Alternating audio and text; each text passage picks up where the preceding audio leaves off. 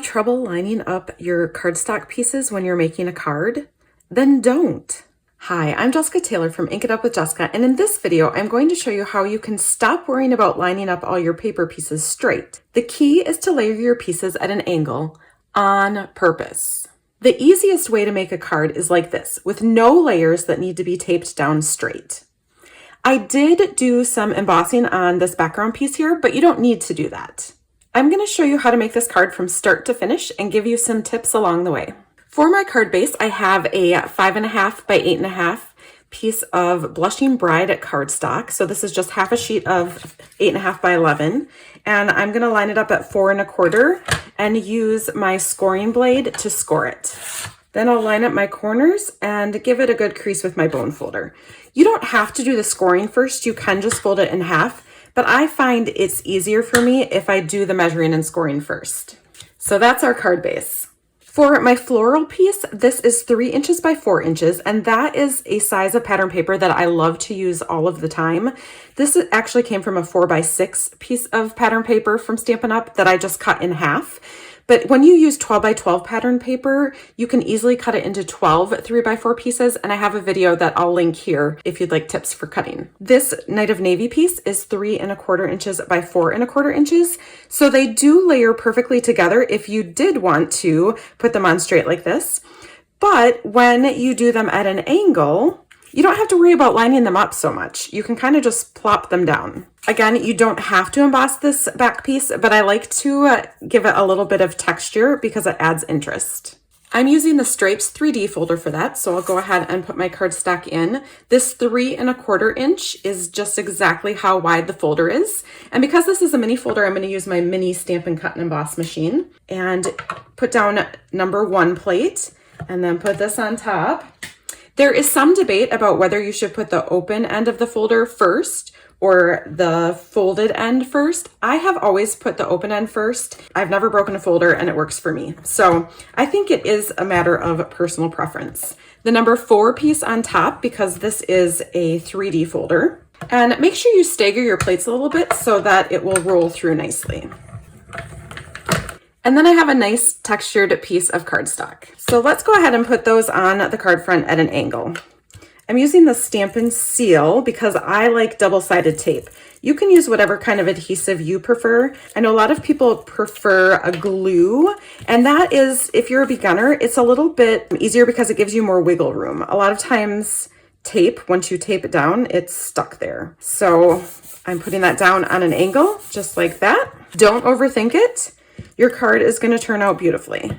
So then I'll put some tape on the back of my floral patterned paper and then put that at an angle across. Easy peasy, right? Next, I'm going to stamp my greeting and cut it out with a circle. I've got a piece of basic white cardstock, a Night of Navy ink pad, and then this stamp says this calls for a celebration. This is from the Hello Beautiful stamp set from Stampin' Up, and I've got that on a clear block. So I'll just stamp that right in the middle. You could cut this out with a circle punch if you wanted to. I am going to use a die from the Beautiful Shapes dies. This actually comes in a bundle called Hello Beautiful with the stamp set from Stampin' Up. And you can grab that on my website, shopinkitupwithjessica.com. So I'm just going to make sure I find a circle that fits nicely around that greeting. I'm using my mini Stampin' Cut and Emboss, so I'm going to use the number 1 followed by a number 2. And then I'll put my paper down with the die ridge side down and another number 2 on top of that. I've staggered my plates a little bit so that the machine can grab it.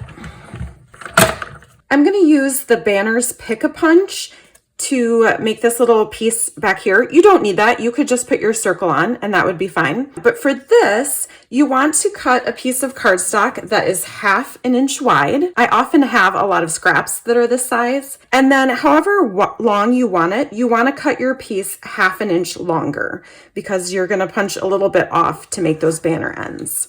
So on the back, you just open your punch up by pushing that forward. And your piece of 1/2 inch cardstock is just going to slide perfectly in this bottom slot. So make sure you slide your paper all the way in, give it a punch, and you'll see it perfectly banner cuts the end. So I'll do the other side as well. And there I have a perfectly even banner cut piece. I'll just add a little bit of tape on the top middle of this and then put my circle on top. Now, you might think that you need to center this perfectly, but you really don't, and it's pretty easy to get about the same amount on each side. Great thing about a circle is that's another thing that is easy to place. So if I didn't add this piece, the circle is really easy to place because you can't put it on crooked. It's a circle. So that is a great shape to use if you're just beginning. I only seem to have mini Stampin' Dimensionals handy, so I'm just going to go ahead and use a few of these on the back.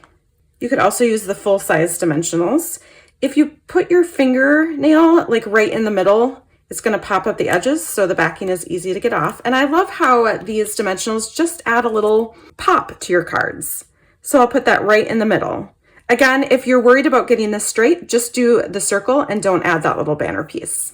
This is a card that I made with some of the same pieces as the last card, and I just wanted to show you, even though you have to line up some of the pieces on this card, the hexagons that I cut here, these are dies from the same die set that I just used for the circle. You could layer these straight like this, but I really like them on an angle, and so I wanted to show you that different shapes you can even layer on an angle on your cards. So go ahead and try angling some of the paper pieces on your next card.